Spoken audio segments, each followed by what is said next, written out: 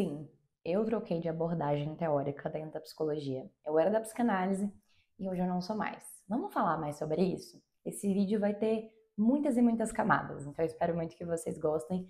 Já deixa aqui o curtir de vocês e se inscrevam aqui no canal. Bom, vamos fazer um aparato geral para quem está chegando agora, não me conhece. Meu nome é Letícia, sou psicóloga, há 3 anos que eu sou formada. E durante a graduação, lá pro meu sexto, sétimo período, eu estava em dúvida sobre qual era a minha abordagem. Na verdade, é que eu passei a faculdade inteira com dúvida de qual era a minha abordagem, porque eu gostava de tudo. É essa a grande realidade. Eu achava Gestalt o máximo, eu achava análise do comportamento o máximo, eu achava a psicanálise encantadora, eu gostava de todas. E aí, qual que é a grande questão, né? A gente precisa decidir quem é estudante, quem já é psicólogo. Chega um momento que a gente precisa definir qual é a nossa abordagem. Isso aconteceu no sétimo para o oitavo. Então, nessa transição do sétimo para o oitavo, eu ia fazer clínica de forma obrigatória na faculdade, eu precisava definir qual era a minha abordagem, mas eu não sabia qual era, e aí esse era o ponto. E eu escolhi psicanálise. Eu já fazia parte de um grupo de estudo, eu gostava bastante de Freud, já tinha lido alguns livros. Eu falei, quer saber? Eu acho que eu vou para essa psicanálise. E eu fiz isso. Então, eu atendi durante quase 2 anos somente por essa visão da psicanálise. Eu atendi assim, dentro da clínica escola. E eu gostava, acho que esse é o ponto. Quem me acompanha aqui em 2022, que era o meu último ano de graduação, vocês devem lembrar que eu só lia livro de psicanálise. Eu gostava, eu ainda gosto. Então, eu lia livros de psicanálise, eu me dedicava bastante, eu participava de grupo de estudo, eu participava de curso. Eu só não fazia pós-graduação porque na época eu não tinha dinheiro, mas se eu tivesse, teria feito uma pós-graduação em psicanálise também. Então, eu fazia tudo por esse lado da psicanálise, porque eu achava o máximo. Inclusive, como eu falei, até hoje eu acho. Só que daí, né, que essa é a história que todo mundo me pergunta hoje em dia no Instagram, o que que aconteceu? Vou resumir bastante aqui pra vocês, mas vamos lá. Estava eu, Letícia, no meu último ano da faculdade, e eu fazia os estágios obrigatórios pela psicanálise. Tá aí tudo bem? E nesse momento eu também fui buscar uma analista, então uma psicóloga que trabalhava com psicanálise para ser a minha psicóloga. E por um tempo foi incrível, ali durante, sei lá, uns 8 primeiros meses, mais ou menos. E aí começaram a acontecer várias coisas na minha vida pessoal e também nos meus atendimentos que me fizeram pensar se a psicanálise era para mim mesma. Vamos lá. Nessa época, eu estava tendo muita crise de ansiedade, muito ataque do pânico por conta do último ano da graduação, na época do TCC. Foi uma época que eu até deixei muito de produzir conteúdo nas redes sociais, porque era muito difícil para mim, sabe? Depois eu posso falar um vídeo, em outro momento, melhor sobre isso. O meu nível de autocobrança, ele é muito alto, principalmente em estudos, sabe? E nesse último ano da faculdade, eu realmente cheguei no meu limite. Então, eu comecei a querer fazer tudo. Tipo, ai, nossa, eu vou formar, eu preciso fazer todos os cursos possíveis, eu preciso ler todos os livros possíveis, eu preciso tirar 10 no TCC. Eu me sobrecarreguei muito. E nesse momento eu comecei a ter muitas crises de ansiedade. E olha só que coincidência, um das pacientes que eu atendi na clínica escola também. E aí é onde entra tudo isso. Por quê? Foi um momento que eu tive que realmente encontrar estratégias e ferramentas para me ajudar, para que eu também pudesse ajudar a minha paciente que eu estava atendendo, que era um adolescente na época. Então, assim, foi um momento muito difícil para mim e que na psicanálise eu não. E esse é o ponto, né? Por isso que eu falei que o vídeo tem camadas. O ponto aqui não é uma crítica à abordagem. Tô falando a minha experiência, tá certo? Até porque eu não acho que faz sentido nenhum ficar brigando por abordagem, principalmente aqui na internet. Não vejo sentido.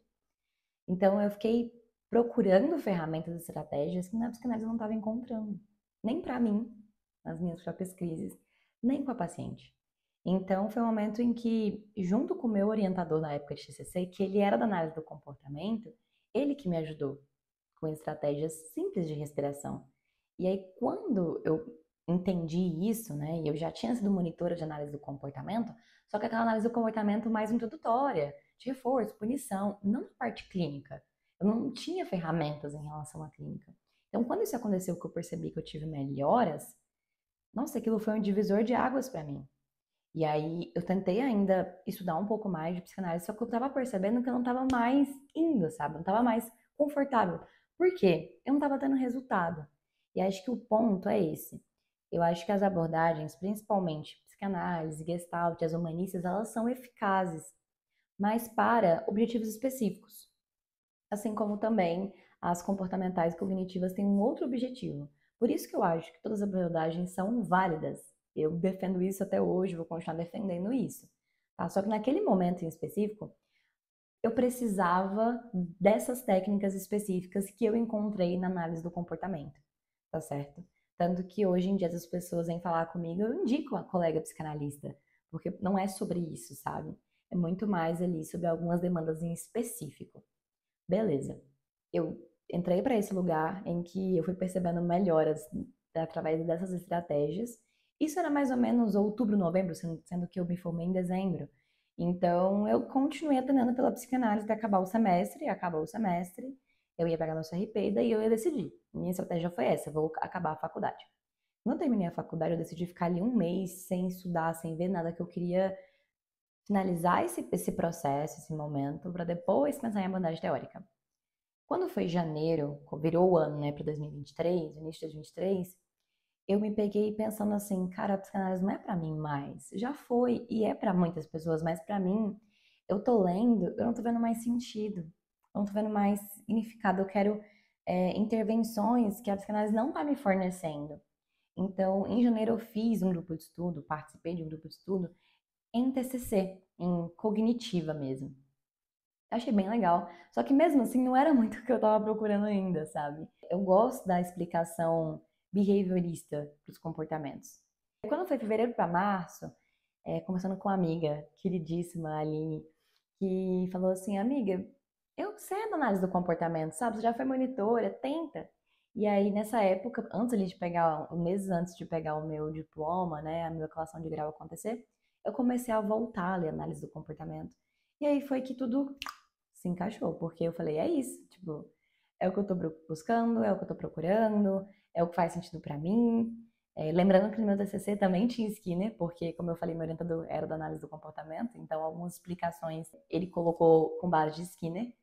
E aí tudo se encaixou, assim, foi fevereiro para março, eu peguei o meu CRP em abril, então eu fiquei ali 2 meses voltando a estudar análise do comportamento e comecei a me para análise do comportamento. E basicamente, né, nessa parte inicial da história foi isso que aconteceu. Hoje eu estou em outro lugar. Por quê? A análise do comportamento, ela foi passando de gerações em gerações, né, de décadas em décadas, e vários estudiosos começaram a reformulá-la de alguma forma, de uma maneira que pudesse ser mais integrativa. Então, hoje, eu estudo análise do comportamento por meio das terapias contextuais, que são as TCCs de terceira onda, que depois também eu posso fazer outro vídeo explicando melhor para vocês, ok?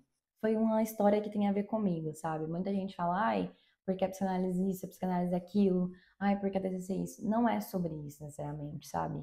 Essa é a minha verdade, essa é a minha história. Eu sei que tem um papo de evidências. Eu estudo hoje prática baseada em evidências? Estudo.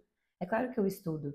Eu sei que existem transtornos específicos que têm algumas abordagens específicas que têm mais eficácia, mais evidência. Só que, apesar disso, de eu entender isso e concordar com isso, eu não acho que as coisas são tão preto no branco assim. Então, eu acho que as abordagens estão aí por uma razão, elas são válidas. Então, a gente também precisa olhar para isso. Meu objetivo aqui não é gerar uma briga que não faz sentido. Se um dia eu ligar essa câmera para poder falar de abordagem, pode ter certeza que eu vou estar falando de uma coisa fundamentada. Eu acho uma perca de tempo, gente, vou falar a verdade para vocês. Até chegar mais perto da câmera. Eu acho uma perca de tempo eu ficar atacando outra abordagem aqui. Por quê? Porque as pessoas, elas se identificam com aquelas abordagens. Então, se eu sou da Gestalt, eu me identifico com a Gestalt, sabe? Se eu venho, Letícia, aqui e falo de uma outra abordagem, eu estou criando um conflito com pessoas. E às vezes são conflitos que eles não vão chegar a lugar nenhum. Uma coisa é eu fazer um artigo e por meio disso, ou fazer um congresso, sabe? E participar de uma mesa em que as pessoas discutam. Mas aqui na internet não faz muito sentido. Sem contar que por vezes as pessoas não estão muito abertas. Essa é a verdade. Para ouvir sobre as outras abordagens. Eu, como eu falei para vocês, eu já fui monitora de análise do comportamento da faculdade, já fui monitora de clínica psicanalítica, e também quase fui de Gestalt. Eu fechei todas as provas de Gestalt. E eu também entendi de TCC. O que eu tô querendo dizer é o seguinte, que eu me considero um ponto fora da curva em relação a isso, porque eu passei 5 anos da graduação olhando para todas as abordagens. Eu tenho um livro aqui na minha estante, que tá bem aqui, atrás de vocês, atrás da câmera, de todas as abordagens, entendem? Então eu li sobre tudo. Então, para mim, dentro daquele ponto de vista, tudo faz sentido. sabe? Daquele objetivo que aqueles autores se propuseram a fazer. Então, vocês não vão me ver pegando uma câmera aqui e vindo falar de abordagem. Eu acho isso uma perca de tempo. Uma perca de tempo, não vai chegar a lugar nenhum. Eu acho que se você acredita na sua abordagem, estuda ela da forma melhor possível, faça cursos, sabe? Crie uma comunidade, se dedique a falar da sua abordagem e é isso. Essa ideia de ficar atacando, na minha ideia, é só uma forma de gerar like, gerar curtida, que eu não vejo muito sentido. Espero muito que vocês tenham gostado da minha história, gostado da minha trajetória. Caso vocês tenham alguma dúvida, podem me perguntar, deixar aqui nos comentários também. Depois eu posso responder vocês. Também quero saber o que vocês acham dessa questão das abordagens, se eu tô sendo muito radical, ou se realmente a gente tá já cansada. Eu tô cansada dessas conversas de briguinha, de, ai, perca de tempo. Deixa aqui nos comentários, não esquece de curtir esse vídeo e também se inscrever aqui no canal e me seguir nas minhas outras redes sociais. Então vão lá me seguir. Um grande beijo pra vocês e até o próximo vídeo.